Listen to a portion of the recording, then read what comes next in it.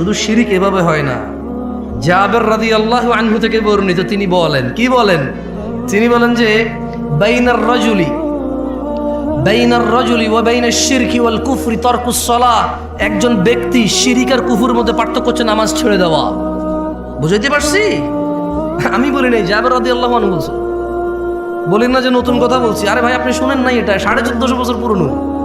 আপনার মুহাদ্দিসরে জিজ্ঞেস করেন না, আপনার এখানে আলিয়া মাদ্রাসার প্রিন্সিপালকে, জিজ্ঞেস করেন না আপনার মসজিদের জুমার খতিবকে, জিজ্ঞেস করেন না আপনার পাড়ার ডাবল টাইটেল পাস মাওলানাকে। বলেন না যে মাওলানা সাহেব, খতিব সাহেব, একটু বলেন না নামাজ ত্যাগকারীর বিধান ইসলামে কি? বুখারী, মুসলিম, তিরমিজি, আবু দাউদ, মুসনাদ আহমদ, বাইহাকি, মুআত্তা মালিক। হ্যাঁ, আপনি যে বইগুলোর নাম জানেন, ওনাকে বলেন না যে সবগুলা বইকে একত্রিত করে, সবগুলা বই থেকে নির্যাস বের করে সালাত ত্যাগকারীর বিধান কি ইসলামে একটু আমাকে পড়ে শোনান।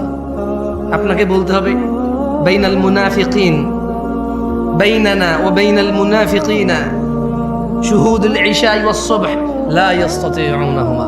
আপনার মোল্লা, মুন্সি, মুহাদ্দিস আমার মতো আর কি, যারা আপনারা 3-4 হাজার টাকা বেতনে রাখেন, দাম নাই আর কি, যারা আমার মতো, যাদের মসজিদের ইমামদের, হ্যাঁ, ওনাকে বলেন না যে হুজুর আমি শুধু জুমা পড়ি, তাও রুকুতে যায় নামাজ ধরি, সালাম ফিরানোর পর সবার আগে বের হওয়া লোকটা আমি খুব চালাক, 2 রাকাত বরাবর পাইয়া যাই। সবাই পড়ে 5 মিনিট নামাজ 2 রাকাত পায়, আমি পড়ি 3.5 মিনিট, তারপরে 2 রাকাত পাই। কেমনে? সবাই বুকা আল্লাহু আকবার যায় ধরছে নামাজ, আমি সোজা রুকুতে যাই পাইছি 1.5 মিনিট পড়ার পরে। তার মানে আমি টাইম সেভ করছি। দারুণ! আমি যে কি বুদ্ধিমান, আল্লাহ, আমি যে কি চালাক। ইমাম সাহেব, আপনি বুঝেন না, আপনি জানেন না আমি কত ক্লেভার, আমি হেভি জিনিয়াস টাইপের জিনিস। হ্যাঁ, চিন্তা করেন, তোরা 5 মিনিট পড়ে 2 রাকাত, আমি 3.5 মিনিট পড়ে 2 রাকাত আমি। এবং ইমাম সাহেব নামাজ শুরু হয় আল্লাহু আকবার দিয়ে, শেষ হয় আসসালামু আলাইকুম দিয়ে। আমি আসসালামু আলাইকুম বলছি, সবার আগের লোকটা আমি বাইরে হইছি, তার মানে নামাজ শেষ, আমি নাই ওইখানে, আমি টাইম সেভ করছি। আপনি চালাক না? এই ছেলে, তুমি চালাক না? তুমি তো এটাই করো। তোমার হুজুরকে বলো না, তুমি যাকে বিশ্বাস করো তাকে বলো না যে ইসলামে হাদিসের যে গ্রন্থগুলো আছে ওখান থেকে একটু বলেন তো, আমি শুধু জুমার 2 রাকাত পড়ি, আর কোনো নামাজ পড়ি না আমি, আর ঈদের নামাজ পড়ি, আর কেউ মারা গেলে আমার, তাও যদি আমার নানি, দাদি, নানা, নানু, খালা, খালু, ফুফা, ফুফি, হ্যাঁ, আত্মীয় স্বজন, চাচা, জ্যাঠা, একেবারে নিকটবর্তী হলে আমি জানাজা অংশগ্রহণ করি। এর বাইরে আমি নামাজ পড়ি না। আমার বিধান কি ইসলামে? শুনেন, আপনার হুজুর থেকে শুনে নিয়েন আপনার আলেম থেকে, শুনে নিয়েন আপনার বিশ্বস্ত মানুষটা থেকে, যাকে আপনি শ্রদ্ধা করেন। আজকে আমাকে নিয়ে আসছেন, আমি বলে দিই, দেখিয়ে এগুলো এসে বলতে হবে। যদি সে আপনাকে আদর করে এইভাবে মাথা বুড়ি বলে যে আরে সমস্যা নেই, ঠিক হয়ে যাবে, তো ওনার ব্যাপার। আর যদি বই থেকে নিয়ে আসে কথা, কোথায় থেকে? বই থেকে নিয়ে আসতে বলবে যে বাইনানা ওয়া বাইনাল মুনাফিকিন শুহুদুল ইশা ওয়াস সুবহ লা ইস্তাতিউনাহুমা।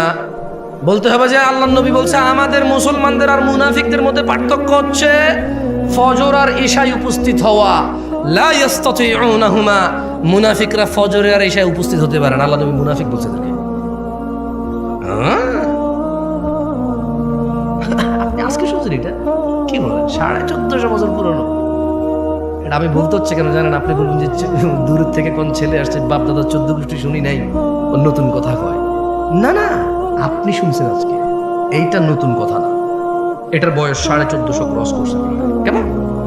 মানে আপনার আব্বার আব্বা, তার আব্বার আব্বা, তার আব্বার আব্বা, তার আব্বার আব্বা, তার আব্বার আব্বা, তার আব্বার আব্বা, তাদের সবার আব্বার আব্বার আগে কথা এটা। আপনি বলবেন যে কি কথা বলে, বাপ দাদার জন্মে শুনে নেই। আর দূর, তোমার বাপ দাদার 14 গোষ্ঠীর 14 বার যোগ্য লেয়ার আগের কথা এটা। এত পুরনো কথা তুমি শুনো নাই কখনো, সময় পাও নাই শুনতে। এটা বলতে হবে। আরেকটা কি বলবে? আরেকটা বলতে হবে যে বাইনাল আবদি ওয়া বাইনাল কুফরি তারকুস সালাহ। কাফের আর মুমিনের মধ্যে পার্থক্য হচ্ছে নামাজ ছেড়ে দেওয়া। এটা বলবে উনি, যদি উনি বই থেকে বলতে হয়। কেমন? 90% মুসলমানের দেশ, বলো মারহাবা, বলো, হ্যাঁ, বলতে থাকো। তোমার ক্ষমতা অনেক না? তুমি নিজেকে নেতা বললে নেতা, সুদর্শন বললে সুদর্শন, কবি বললে কবি, লেখক বললে লেখক, তুমি তো বলো নিজেকে মুসলমান মুমিন বলো, তোমার মর্জি। কিন্তু মনে রাখবা, ইয়াউমা লা তামলিকু নাফসুন লিনাফসিন শাইআ ওয়াল আমরু ইয়াউমাইযিন লিল্লাহ।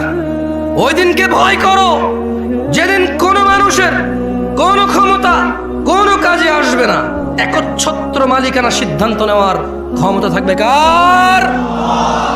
ওই দিনকে ভয় করো। ওই দিন মুসলমান বললে মুসলমান হওয়া যাবে না। আল্লাহর নবী বলে গেছে যে নামাজ ত্যাগ করে সে কুফরি করে। এখন বলবো জামশেদ মজুমদার এসে ফতোয়া দিয়েছে নামাজ ছাড়লে কাফের। আমি কখন বললাম রে ভাই? জাবের রাদিয়াল্লাহু আনহু বলছে আল্লাহর নবী বলছে যে নামাজ ছাড়ে সে কাফের। যে নিয়মিত নামাজ ছেড়ে দেয়, যে নামাজকে পরিত্যাগ করেছে, যে নামাজকে ছেড়ে দিয়েছে, যে নামাজকে নামাজের সাথে কোনো সম্পর্ক রাখলো না, নিজের সম্প্রীতি রাখলো না, কিছু রাখলো না, যে শরমে নামাজ পড়ে, জুমা না পড়লে মানুষই কি করবে? আরে বেটা ভাই আমার, জুমা আর জোহর দুইটাই ফরজ। কেমন জুমার দিনের যে 2 রাকাত জুমা আর শনিবারের যে 4 রাকাত জোহর দুইটাই ফরজ। কেমন? আল্লাহ আমাদেরকে বোঝার তৌফিক দান করুন। তো আপনাদেরকে এমন একটা তথ্য, আর একটা ওই যে বললাম বাইনার রাজুলি ওয়া বাইনাশ শিরকি ওয়াল কুফরি তারকুস সালাহ। নিশ্চয়ই বান্দা মুশরিক কাফেরের মধ্যে পার্থক্য হচ্ছে নামাজ ত্যাগ করা। বহু দূর থেকে আসছি। এই পুরো কাউনিয়ার সবাই যদি জান্নাতে চলে যায়, যদি আমি না যেতে পারি, এটা আমার কোনো সফলতা নাই। এই পুরো কাউনিয়ার সবাই যদি জাহান্নামের নিম্ন স্তরে চলে যায়, যদি আমি মুক্তি পেয়ে যাই, এতে আমার কোনো লস নাই। তাই এমন একটা ইবাদতের কথা, এমন একটা দুষ্কৃতির কথা, এমন একটা পাপের কথা বলে যেতে চাই, যেই পাপকে পরোয়া করলে এই রাজাঘাটের মানুষের জান্নাত হবেই হবে। আমি বলিনি, আল্লাহ বলেছে। যদি রাজাঘাটের নারী ও পুরুষরা, যদি রাজাঘাটের ধনী ও দরিদ্ররা, যদি রাজাঘাটের যুবক ও বৃদ্ধরা, সুস্থ অসুস্থরা যদি সিদ্ধান্ত নেয় এই পাপ সম্পর্কে আমরা সতর্ক হব, জীবনের শেষ নিঃশ্বাস পর্যন্ত এই পাপ থেকে বেঁচে থাকব, তবে তাদের সফলতা কেউ ঠেকাইতে পারবে না। ফামান যুহজিহা আনিন নার ওয়া উদখিলাল জান্নাহ, যেই ব্যক্তি আগুন থেকে মুক্তি পেল, জান্নাতে প্রবেশ করলো, ফাকাদ ফাজ, আল্লাহ বলছে সে জিতে গেল, সে জিতে গেল। কে জিতছে? কে জিতছে? যে আগুন থেকে বেঁচে গেল, জান্নাতে ঢুকলো, সে জিতছে। কে জিতছে? কে জিতছে? যে 3 গোল দিছে সে। কে জিতছে? বলেন বলেন, মুখস্থ করেন, ঠোঁটের মধ্যে নিয়ে আসেন, দেখেন না মুখের থেকে হৃদয় ঢোকে কিনা। কে জিতছে? নাকি যে ছক্কা মারছে? কে জিতছে? নাকি যে চাকরি পাইছে? কে জিতছে? নাকি যে নেতা হইছে? কে জিতছে? নাকি যে ব্যবসায়ী হইছে? কে জিতছে? যার বাপের 20 বিঘা জমি সে, নাকি যে আগুন থেকে মুক্তি পাইছে? সফলতা আল্লাহর কাছে জান্নাত ছাড়া আর কিচ্ছু না। এই পৃথিবীতে এমন কিছু নেই যেটা পেলে আল্লাহ মানুষকে সফল বলেছে। আল্লাহ বলেছে যে আগুন থেকে রেহাই পেল, জান্নাতে প্রবেশ করলো, ফাকাদ ফাজ, সে জিতে গেল। তো ইয়া আল্লাহ, সে কত গোলে জিতলো, কত রানে জিতলো? ফাযা ফাওজান আযীমা, সে পৃথিবীতে যত শ্রেষ্ঠ, এই মানুষের জন্য যত শ্রেষ্ঠ কিছু আছে সবচাইতে বড়টা জিতছে সে। এর চাইতে আর কিছু বড় নেই। লুকমান হাকিম বলেছিল, আল্লাহ মুহাম্মদ সাল্লাল্লাহু আলাইহি সাল্লামকে বলতেছেন, ওয়াইদ ক্বালা লুকমান, আল্লাহ বলল যে আর স্মরণ করুন যখন লুকমান বলেছিল তার পুত্রকে, ইয়া বুনাই ওয়া হুয়া ইয়ালি ইবনি, তার পুত্রকে যখন সে বলেছিল ওয়া হুয়া ইয়াইদুহু, ওয়াজ করতেছিল। কি করতেছিল? কি করতেছিল? আমি কি করতেছি এখানে আজকে? গত বছর এখানে কি হয়েছে? এর আগের বছর যত হুজুর আসে কি করে এখানে, যত শ্রোতা আছে কি শুনে এখানে, ওয়াজ শুনে। লোকমান হাকিম তার ছেলেকে ওয়াজ করছে। এদেশের বাপেরা হুজুর নিয়ে এসে ছেলেকে ওয়াজ শোনায়, নিজেরা ওয়াজ করে না। যেদিন বাপ তার ছেলেকে ওয়াজ করবে, স্বামী তার স্ত্রীকে, দাদা তার নাতিকে, নাতি তার দাদাকে, মা তার মেয়েকে, বাপ তার মেয়েকে, চাচা তার ভাতিজিকে, মামা তার ভাগ্নিকে, ভাগিনাকে, পাড়া প্রতিবেশী তার পাড়া প্রতিবেশীকে যেদিন ওয়াজ করবে, সেই দিন ওই একটা ইসলামের বিধানকে প্রস্তুত করার জন্য 2-4টা সুন্নতকে ছোট করা লাগবে না। সেদিন সবাই জেনে যাবে। কেমন? লুকমান, স্মরণ করুন, লুকমান লিবনি তার ছেলেকে ওয়াজ করছিল। ওয়াহুয়া ইয়াইদু, তার ছেলেকে সে ওয়াজ করছিল কি, ইয়া বুনাই, ও আমার আদরের ছেলে, লা তুশরিক বিল্লাহ, তুমি আল্লাহর সাথে শরীক করিও না। ইন্না শিরকা লা যুলমুন আযীম, হে আমার ছেলে, শিরক পৃথিবীর যত অপরাধ উপস্থিত আছে সবচেয়ে বড় অপরাধ। এখন প্রশ্ন হতে পারে, 1000 লিটার মদ খেলে আর শিরিক করলে কোনটা বড় অপরাধ? এখানে কোরআনুল কারীমে সূরা লুকমান আল্লাহ বলছে যে ইন্না শিরকা লা যুলমুন আযীম, নিশ্চয়ই শিরিক সবচেয়ে বড় অপরাধ। প্রশ্ন আসতে পারে, এদেশের নেতারা কয়েক হাজার কোটি টাকা দুর্নীতি করে নিয়ে চলে গেছে, এটা হিসেব হবে? মানুষের টাকা, কার টাকা? মানুষের টাকা, হিসেব আল্লাহ মাফ করবে না।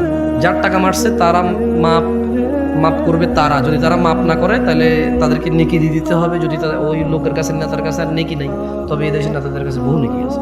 বলেন তো কেন? এই মসজিদ মাদ্রাসার লোকেরা নেতার কাছে যায় 2 লাখ টাকার জন্য দাঁড়ায় থাকে। ওর বাপ কি করতে রে, তুই যে 2 লাখ টাকার জন্য গেলি, কোত্থেকে টাকা আনবে? এই ওর বাপ কি করতো আমি চিনি না, ওর বাপের ও নিজে কি করতো? এই মসজিদে 1 লাখ, ওই মাদ্রাসায় 2 লাখ, ওই স্কুলে 5 লাখ, ওই এতিমখানায় মেয়ের বিয়েতে 10 লাখ আনে কোত্থেকে রে টাকা? ওর বাপের কয় বিঘে জমি ছিল রে? ও কি ব্যবসা করে? কত ব্যবসার নাম? ওর কাছে যায় দাঁড়ায় থাকো টাকার জন্য। তো টাকা যেহেতু দিচ্ছে, যেখান থেকেই আনে, যেহেতু টাকা দিচ্ছে, এ ভাই আমি আওয়ামী লীগ বিএনপি বলছি না ভাই, চোর বদলানোর কথা আমি বলি না, কি বদলানোর কথা আমি বলি না। আমার কথা হচ্ছে যে শাসনে আছে, আল্লাহ তার মধ্যে যত কল্যাণ আছে তা আমাকে গ্রহণ করা তৌফিক দিক।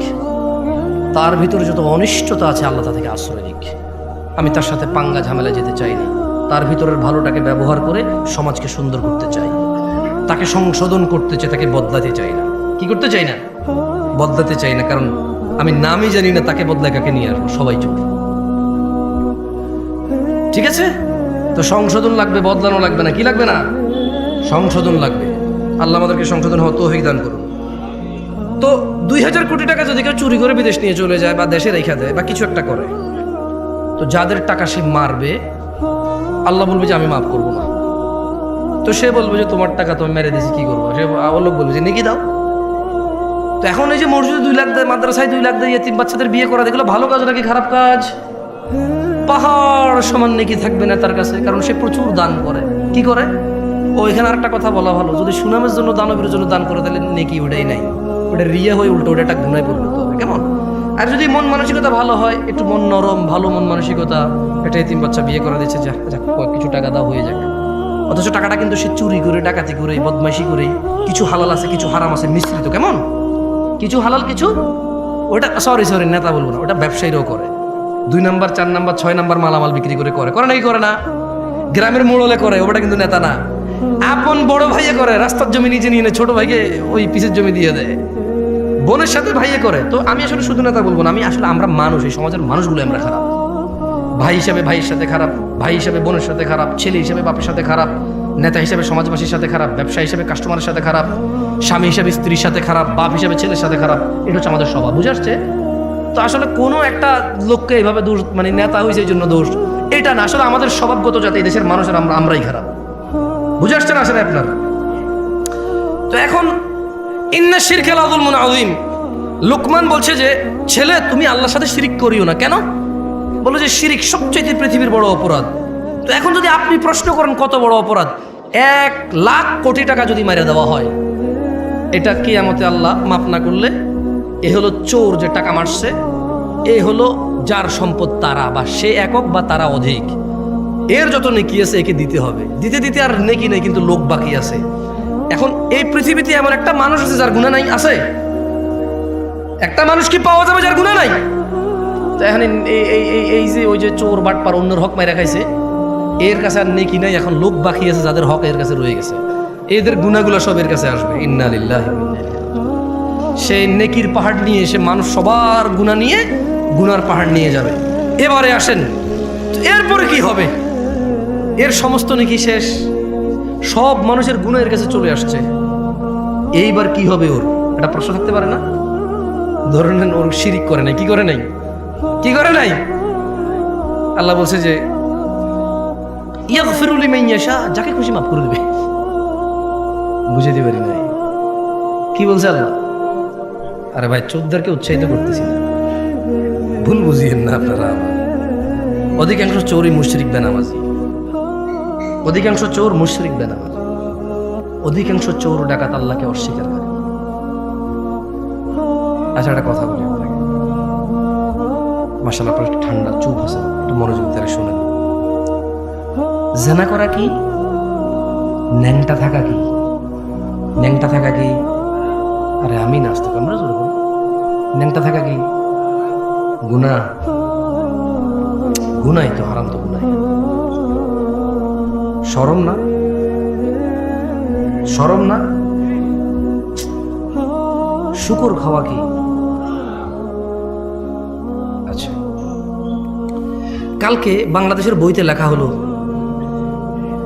আমি ওয়াল্লাহি, আল্লাহ সাক্ষী, আল্লাহ সাক্ষী, কসমে বিল্লাহি তাআলা, আল্লাহকে সাক্ষী রেখে বলছি, আমি বর্তমান যে সরকার বা এর আগের সরকার বা পরে কি আসবে আমি এত নন অফ কনসার্ন না। আমি ধরেন নিজের শিক্ষা নীতিমালা হয়, অনেক কিছু বইতে আসতেছে, যেমন এই দেশের সায়েন্স আর্টসের অনেক বইতে লেখা আছে সব ধর্ম ম্যান মেড, মানুষের বানানো ধর্ম, কেমন লেখা আছে বইতে। আপনি কি করবেন?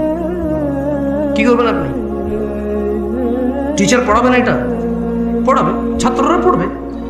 ধরেন কালকে বইতে লিখলো, বছরে একটা দিন আমরা নির্ধারণ করব, ওই দিনের নাম দিব আমরা দুঃখ ভোলা দিবস। কি ভোলা দিবস দিব? আরে ভাই, যারা মাতাল তারা সবাই কয় কেন খায়? কয় দুঃখ বলার জন্য খায়। বুঝতে পারছি না পারি নাই? একটা সিগারেট খোর পর্যন্ত সিগারেট খায় দুঃখ বলার জন্য। কি বলার জন্য? দুঃখ বলার জন্য। তো ধরেন এরকম একটা দিবস চালু হলো তর্কের খাতিরে, যে বছরে একদিন আমরা সবাই সুন্দর করে সেজে গুজে মেয়ে ছেলে একাকার হয়ে আমরা দুঃখ বলা দিবস পালন করব। ধরেন টিচাররা এটা শিখাবে, বাচ্চারা বলো তো দুঃখ বলা দিবস কোন দিন? আমরা বললাম অমুক দিন। এরপর আমরা সবাই আইলাম, বাপের থেকে 2, 4, 500, 1000 যেই টাকা বিয়ার পাওয়া যাবে, মদ পাওয়া যায়, সবাই 1 বোতল 2 বোতল করে নিয়ে আইলাম। নিয়ে আয়া আমরা সবাই একসাথে হইলাম, হয়ে আমরা কি পালন করব? দুঃখ ভোলা দিবস। আপনি আপনার বাচ্চাকে মদ কিনে দিবেন? দিবেন না? কেন? কেন? ও আচ্ছা, মাশাআল্লাহ, ইউ কেয়ার অ্যাবাউট দ্য হারাম। আপনি হারাম সম্পর্কে পরোয়া করেন? জাযাকুমুল্লাহ খায়র। শুনে খুব ভালো লাগলো। আচ্ছা, ধরে নেন পরশু একটা দেশে, এই দেশ না জানি, এই দেশ নিয়ে কথা বলে খুব বাউরে বাপ ঝামেলা আছে। আচ্ছা, উদাহরণের মধ্যে যে কোনো দেশে হলি হলো, কেমন? আমরা একটা দেশের নাম দিলাম কল্পনা। ও না, ওটা মনির খানের হয়ে যাবে পরে, সমস্যা। ওটা দিয়ে কি নাম দেওয়া? একটা দেশের নাম দেন তো, মানে কাল্পনিক। ভাই, এটা বাংলাদেশের ভিতরে, আমি এই দেশ নিয়ে কথা বলতে চাই না, আমি পাগল। এত বড় ভুল আমি করবো না, দাঁড়ান। টংটাং, কারণ টংটাং দেশে যে কোনো কিছু হইতে পারে। যে দেশের নাম টংটাং, সেই দেশে যে কোনো কিছু হইতে পারে। এখন একটা দেশের নাম ধরে নেন টংটাং, ওই দেশে কিছু মুসলমান বসবাস করে, কিছু হিন্দু বসবাস করে, কিছু বৌদ্ধ বসবাস করে, কিছু খ্রিস্টান বসবাস করে, কিছু নাস্তিক বসবাস করে, কিছু ইয়াহুদি বসবাস করে, নাসারা বসবাস করে, বহু ধর্মের ধর্মমান বসবাস করে। ধরে নেন ওই দেশের গভর্নমেন্ট হঠাৎ করে বলল, আমরা সৌন্দর্য প্রদর্শন দিবস পালন করব। কি দিবস? এবং তারা তাদের শিক্ষকদেরকে বলে দিল, বইতে একটা অধ্যায় সৌন্দর্য প্রদর্শন অধ্যায়। কি অধ্যায়?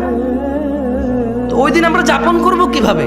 তারা বললো যে সৌন্দর্য যেহেতু প্রদর্শন, তাইলে সবাই জামা কাপড় ছাড়া আসলেই ভালো হবে, পুরুষের দেখা যাবে। আরে আশ্চর্য, হাসতেছেন কেন? কি প্রদর্শন? তাইলে যার শরীরে যতটুকু অংশ আছে, যে যত বেশি করে দেখাবে সে পুরোটাই দেখাইলো, রাইট? এটা তাদের লজিক। এটা কার লজিক? তাদের লজিক। কোন দেশের? টংটাং দেশের লজিক।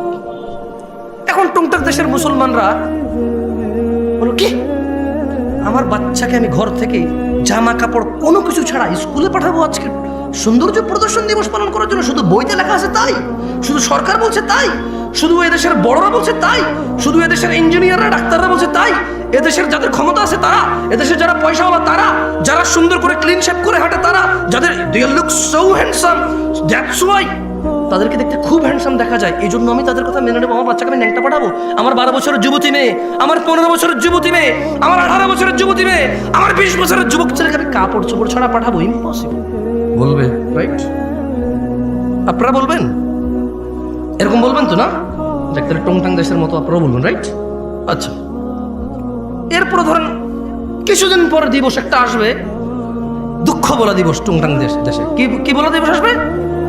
ওই দিন বইতে এরকম লেখা থাকবে, স্যাররা শিখাবে, শোনো, জানে না, বুঝে নাও, এরকম একটা দিন আসছে, অমুক দিন অমুক অমুক কিছু করছে, সে যেহেতু চলে গেছে, তাহলে আমরা প্রচুর দুঃখ পাই তার জন্য। আমরা কি করবো? আমরা কি মদ খাবো? কি খাবো আজকে? টংটাং দেশ যে কোনো কিছু হইতে পারে ভাই। এখন টংটাং দেশের মুসলমানরা হঠাৎ বলো কি আস্তাগফিরুল্লাহ, কি পাগল নাকি রে ভাই? ও আমার ক্ষমতায় আছে, ও আমার নেতৃত্বে আছে, আমাকে শাসন করবে, অন্যায়ের প্রতিবাদ করবে, আমি ভালো করলে পুরস্কৃত করবে, খারাপ করলে শাস্তি দিবে। ও মদ খাওয়াবে কেন আমার বাচ্চাকে? টংটাং দেশে মানুষ এটা মেনে নেবে না, বাচ্চাকে বলবে আজকে স্কুলে যাওয়ার দরকার নাই, যা হয় হবে, বাদ দাও। বলবে কি না? আপনারা কি করবেন?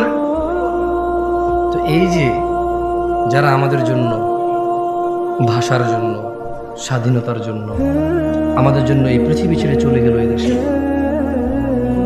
এই দেশ থেকে তারা সুন্দরী স্ত্রী, ছোট ছোট বাচ্চা কাচ্চা কোলেছিল, বৃদ্ধ বাবা মা ছিল তাদের, তারাই হয়তো পরিবারের একমাত্র উপার্জনকারী ছিল।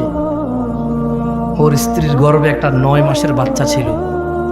ও বেচারা ভাষার জন্য হোক, স্বাধীনতার জন্য হোক, ওর স্ত্রী সন্তানের ইজ্জত রক্ষার জন্য হোক, আর পরাধীনতায় বিরক্ত হয়ে নিজের পরবর্তী প্রজন্মকে স্বাধীন একটা রাষ্ট্রে দিয়ে স্বাধীনতা দিয়ে যাওয়ার জন্য হোক, ও বেচারা লড়াই করতে চলে গিয়ে জীবন দিয়ে দিল। ওর বাচ্চাটা ভূমিষ্ঠ হলো ইতিম হয়ে। ওর বাচ্চাটা পৃথিবীতে আসার আগে ইতিম হয়েছে, ও জীবন বিলিয়ে দিল। এখন আপনারা বলছেন যে ওদেরকে আমরা স্মরণ করতে হবে টন টন টন টন টন টন গান গাইয়া। আপনারা বলতেছেন যে তারা যেহেতু আমাদের জন্য জীবন দিয়ে চলে গেছে, একটা দিন আমরা নির্ধারণ করব, ওই দিন মুসলমানের ছেলে মেয়ে একত্রিত হয়ে একাকার হয়ে সেজে গুজে ফুল মাথায় দিয়ে খোপায় দিয়ে, ছেলে তার হাতে ফুল নিয়ে, মেয়ে তার খোপায় ফুল নিয়ে যাবে, কোনো এক পাথরে দাঁড়াবে, ছবি তুলবে, জুতা নিয়ে উঠবে না, মোজা নিয়ে উঠবে না, নানা ধরনের নিয়ম থাকবে। আর সারা দিন শুধু আল্লাহ যে মিউজিককে হারাম করেছে, ইসলাম যে মিউজিককে হারাম করেছে, মদ হারাম করেছে কে? ন্যাংটা হওয়া হারাম করেছে কে? মিউজিক হারাম করেছে কে? তো টংটাং দেশের মানুষ তো মিউজিকটা আল্লাহ হারাম করেছে, এজন্য মিউজিক দিয়ে কাউকে সম্মান করবে না। আপনারা কেন করছেন? টংটাং দেশের মানুষের মতো হইতে পারবে না। এতটা বিবেকহীন হয়ে গেছে। মানে বইতে লেখা থাকবে, কেউ একজন বলবে আচ্ছা মৃত ব্যক্তি গান বাজালে সম্মান পায়, এটা কে বলছে ভাই? মিউজিক বাজাইলে যে আমার জন্য উৎসর্গ করেছে তার প্রাণ, যে আমার মাথার মণি, যে আমার আবেগের জায়গা, আল্লাহ তাদের উপর সবার উপর সন্তুষ্ট হলো, জান্নাত দান করুন।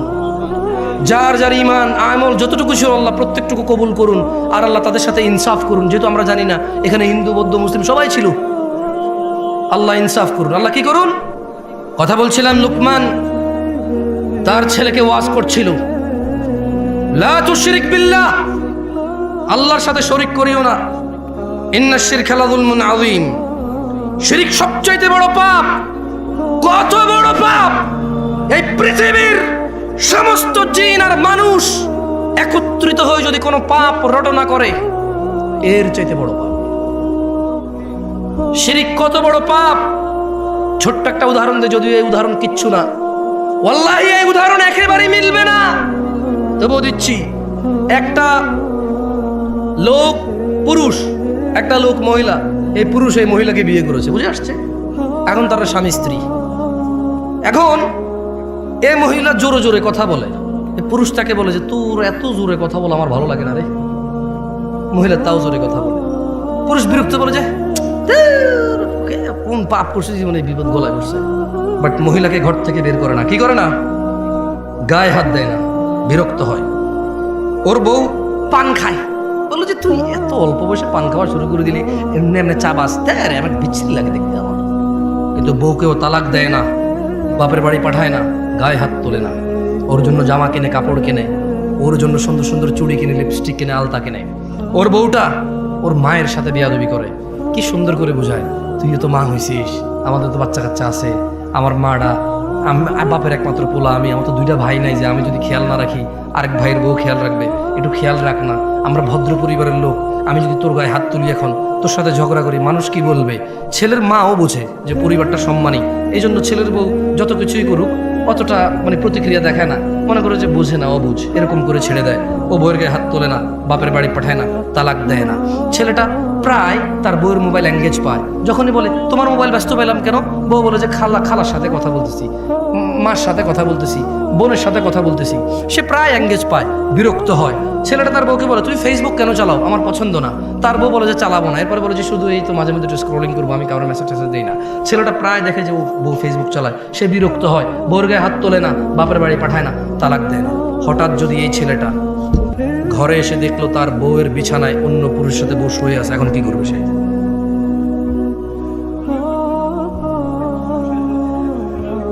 কেন রাগে মেরে ফেলবে কেন? ও কি ইসলাম বোঝে না? ও তো মুসলমান ছেলের কথা বলতেছি আমি। তুমি কোন ছেলে, তুমি কোন ধর্মের ছেলে? ইসলামে কোন মহিলা পুরুষ ধরা পড়ে গেলে মেরে ফেলার তোমার বিধান আছে? সরকার মারবে? কে মারবে? কে মারবে? বিবাহিত মহিলাকে পাথর মেরে মেরে রজম করবে কে? জেনাকারী। কে রজম করবে? কে রজম করবে? তুমি তো গায়ে হাত দিতে পারো না, তুমি ধর্ম বুঝো না। তো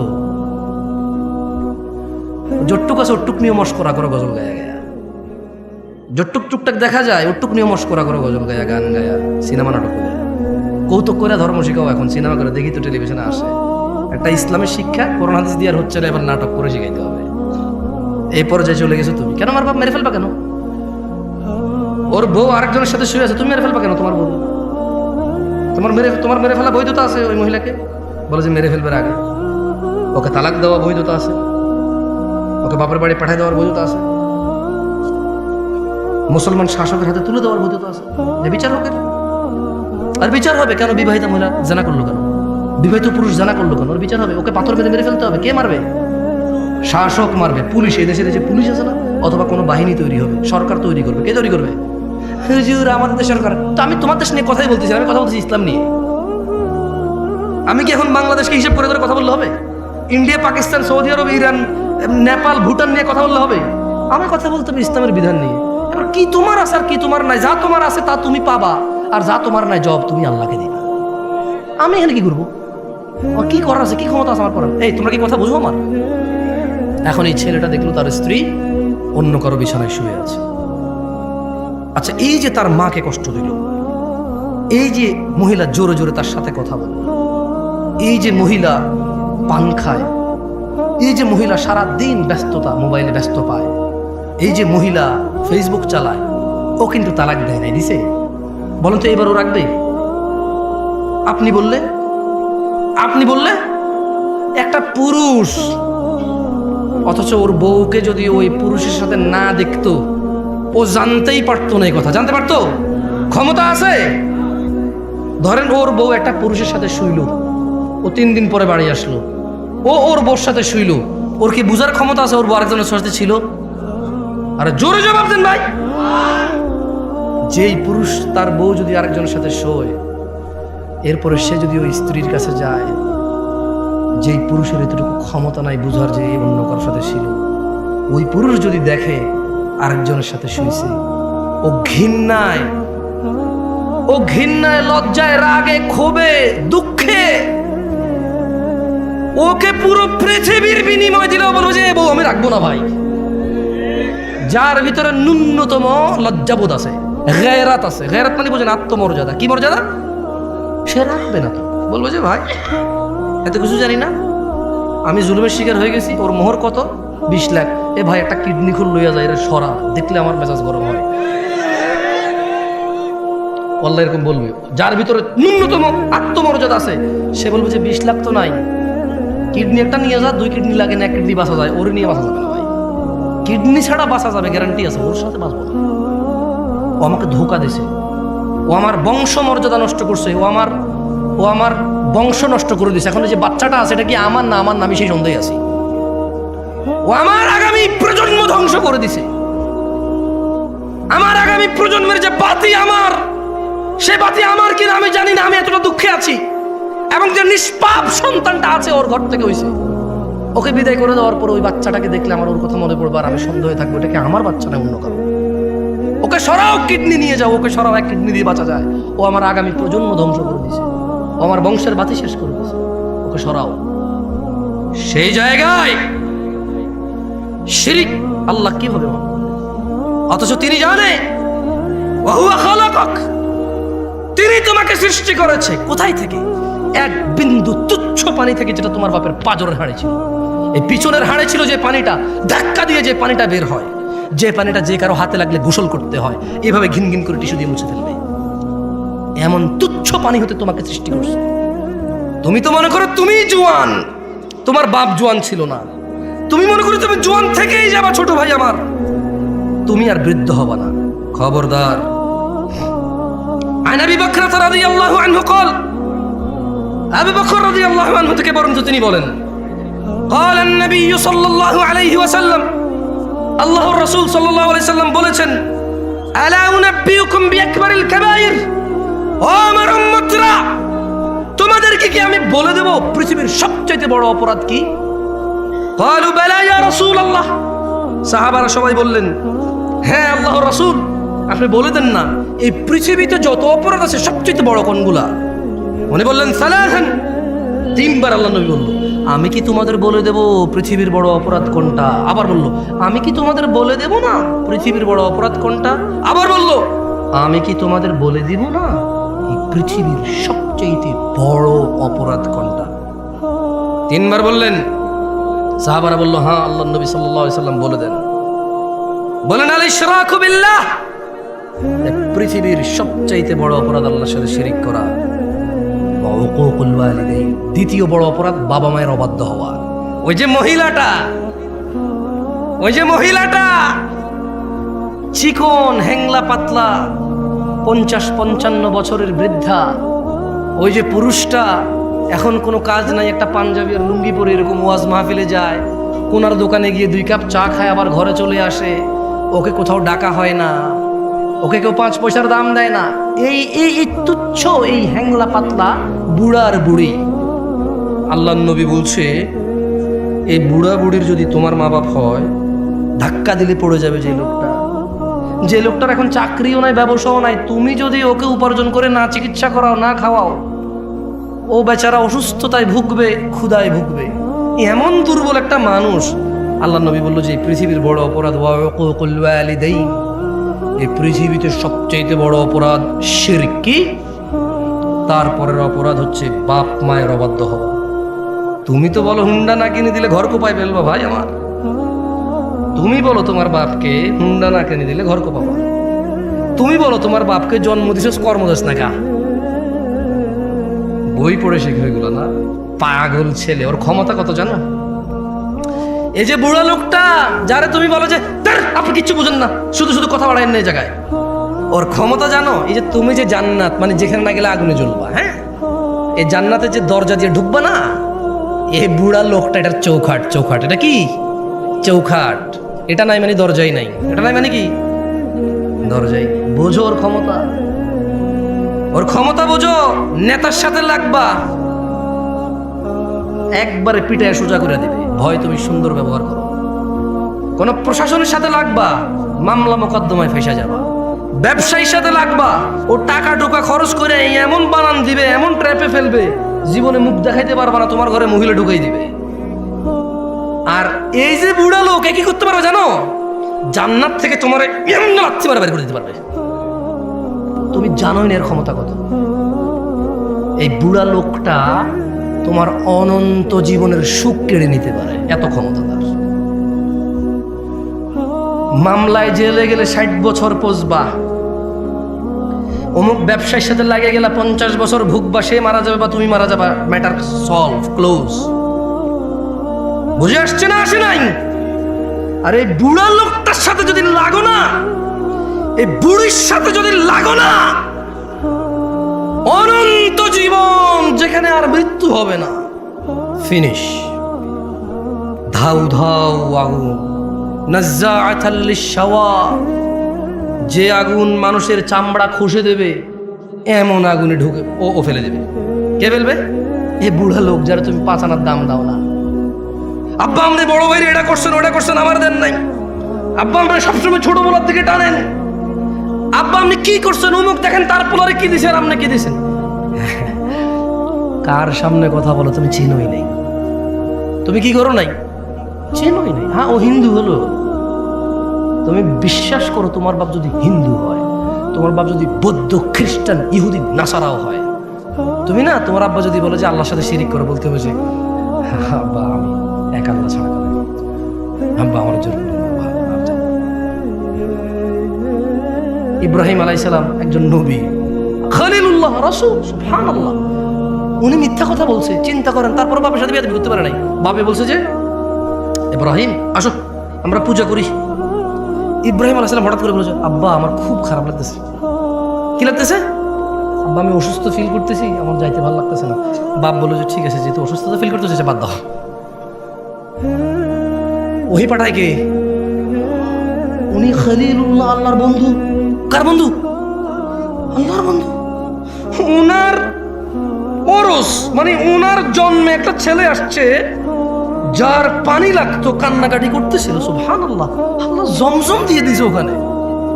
কি দিছে? মানে ইব্রাহিম আলাইহিস সালাম কে ভাই? ছোট ভাই আমার, তুমি ইব্রাহিম আলাইহিস সালামের পরিচয় জানো? আরে না, তুমি জানো না তো। আরে তুমি জানো না ইব্রাহিম আলাইহিস সালাম কি কে? উনি ওনার স্ত্রী আর সন্তানকে রেখে মরুভূমিতে চলে গেছে। স্ত্রী সন্তানের জন্য আল্লাহ খলিল, ইব্রাহিম আলাইহিস সালাম আল্লাহর বন্ধু। বন্ধুর বউ বাচ্চা কষ্ট পাচ্ছে, আল্লাহ ওখানে জমজম দিল। কি এতে খাদ্য আছে, পানিও আছে। মানে তুমি কলা খেলে যেরকম খাদ্য হয়, ভাত খেলে যেরকম খাদ্য হয়, পানি খেলে যেরকম 30টা মেটে পানি হয়, জমজমের পানিতে খাদ্যের গুণাগুণও আছে, পানির গুণাগুণও আছে। বুঝছো? মানে কারণ তো মরুভূমি তো কিচ্ছু নাই, তো পানি খেয়ে বেঁচে থাকতে হবে। সুবহানাল্লাহ, এত ভালোবাসে আল্লাহ ইব্রাহিম আলাইহিস সালামকে। এত ক্ষমতাবান মানুষ, এত ক্ষমতাবান মানুষ। বাপ বলল যে চলো পূজা করবা। আব্বা খুব খারাপ লাগছে। বললো যে আরে আমার ছেলেটা খারাপ লাগতেছে। আচ্ছা ঠিক আছে চল। তুমি বুঝছো? বলা যাবে না আব্বা আপনি মুশরিক, আর তুমি বলো যে আব্বা আপনি বেকার, আব্বা আপনি জুয়া খেলেন, বাপারে মারতে যাও। তুই কি করছস? জুয়া খেলছো সারাদিন। আমার ও আল্লাহর বান্দা, জুয়া কি তোর সাথে অপরাধ রে? জুয়া তোর সাথে অপরাধ? তোর বাপের, তোর বাপ নেশা করে, তোর সাথে অপরাধ বেটা। হ্যাঁ, এই নেশাখোরটারই তো খাচ্ছিস এখন পর্যন্ত, এই জুয়ারিটা তো খাচ্ছিস এখন পর্যন্ত। এখন পর্যন্ত যে বিয়ে করতে যাবি না, ওর পোলা হিসেবে তোর কাছে মেয়ে বিয়ে দিব মানুষ। তোর অত যোগ্যতা রে, তোর মেয়ে বিয়ে দিবে। এই এত খারাপ মানুষটা এখনো তোর ছত্র ছায়া আছে, তোর ছায়া হয়ে আছে রে। এত খারাপ লোকটা এখনো তোর ছায়া, এখনো তুই ছাদের নিচে বৃষ্টি থেকে আর রোদ থেকে বাঁচিস, ওর বানানো। এখনো যে অমুক জায়গায় ঘুষে দিয়ে আমাকে দাঁত ভেঙে ফেলছিস, কার ছেলে? অমুকের। আরে ওর বাপটা তো খুব মিশুক মানুষ, আমাদের বন্ধু মানুষ ছিল। আচ্ছা ছাড়ো, আমি ওর বাবার সাথে কথা বলবো। এই যে তুই মারামারি করছিস, ওর জন্য বেঁচে গেছিস রে ছোট ভাই আমার। কত ক্ষমতাবান মানুষের সাথে বেয়াদবি করিস। আহ ছোট ভাই আমার, বাপ মায়ের সম্মান কর। পৃথিবীর সবচেয়ে বড় অপরাধ হচ্ছে আল্লাহর সাথে শিরিক করা, ওয়া উকুকুল ওয়ালিদাইন, পিতামাতার সাথে অন্যায় আচরণ করা। যাই হোক, ওয়াজালাসা ওয়া কানা মুত্তাকিয়ান ফাকাল, আল্লাহর নবী হেলান দেওয়া ছিল। দুইটা অপরাধের কথা বললো। একটা কি? একটা কি? আরেকটা কি? এই তৃতীয় একটা অপরাধের কথা বলতে গিয়ে ওয়াকানা ওয়াজালাসা ওয়াকান, উনি এভাবে হেলান দিয়ে বসা অবস্থায় এই দুইটা বলছে। কিভাবে হেলান দেওয়া অবস্থায়? যে কোনো ভাবে উনি হেলান দেওয়া ছিল, ঠিক আছে? তো এরপরে উনি হেলান থেকে উঠে গেছে, উঠে গিয়ে বললেন আলা ওয়া কাউলু জুর, মিথ্যা সাক্ষ্য দেওয়া। কি সাক্ষ্য দেওয়া? কি সাক্ষ্য দেওয়া? কি সাক্ষ্য দেওয়া? এই দেশে একজন লোকের জেল হয়ে গেছে খারাপ মানুষ ছিল বলে। ওই সাক্ষীকে পরে ধরার পরে বললো যে আমি দেখিনি।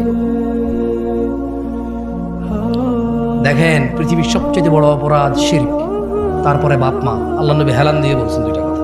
এরপর তিনি সাডেনলি হেলান থেকে উঠে গেছেন, উঠে গিয়ে বললো যে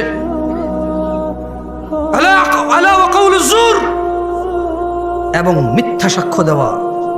قال فما زال يكررها حتى قلنا ليت له سكت। আল্লাহর নবী হেলান দিয়ে উঠছে, ছোট ভাই আমার মিথ্যা সাক্ষী দিস না, বোন আমার মিথ্যা সাক্ষী দিও না। আল্লাহর নবী হেলান থেকে উঠে গিয়ে বলল মিথ্যা সাক্ষী দেওয়া, মিথ্যা সাক্ষী দেওয়া, মিথ্যা সাক্ষী দেওয়া, মিথ্যা সাক্ষী দেওয়া, মিথ্যা সাক্ষী দেওয়া। সাহাবারা সবাই বললেন ওহো, উনি বলতেইছিলেন। আমরা সবাই ইতস্ত বোধ করলাম যে আহা, এইবার যদি আল্লাহ নবী একটু চুপ করতো, এইবার যদি আল্লাহর নবী একটু নীরব হইতো। এই মিথ্যা সাক্ষ্য দেওয়ার কথা উনি বলতেছিলেন, রিপিট again. তিনি এটা বলছেন। সাহাবারা ভাবতে বাধ্য হলেন, ও আল্লাহ নবীর কষ্ট হচ্ছে, বলতেছে যদি উনি একটু আবার বন্ধ করতে পারেন। মিথ্যা সাক্ষ্য দেওয়া এত বড় অপরাধ, বুঝে আসছে? কিরে এতে ওইটা বেশিরভাগ ছোট বলা বানি করে ঢিল মারছে গাছের আমে, পড়ছে যায় জানালায়, ভেঙে গেছে গ্লাস। তো বাড়িওয়ালা বলে যে কে মারছে, তুই দেখছিস? আমি দেখিনি। কি বলে আমি দেখিনি। ছোট ভাই, মিথ্যা সাক্ষ্য দেওয়া পৃথিবীর বড় অপরাধ। যাই হোক, আমি আমার বক্তব্য লম্বা করব না, তবে একটা কথা বলছিলাম যে তোমাদের একটা অপরাধের কথা বলে যাব, যে অপরাধ তোমাদেরকে কখনোই জান্নাতে নিয়ে যাবে না। আর তোমাদের এই একই অপরাধের কথা বলে দেব বলছিলাম, যে অপরাধ তোমাকে জান্নাতে, যে আমল তোমাকে জান্নাতে নিয়েই ছাড়বে। কি জান্নাতে যেতে রাজি আছো? কারা কারা জান্নাতে যেতে রাজি? আল্লাহ আমাদের কবুল করুন।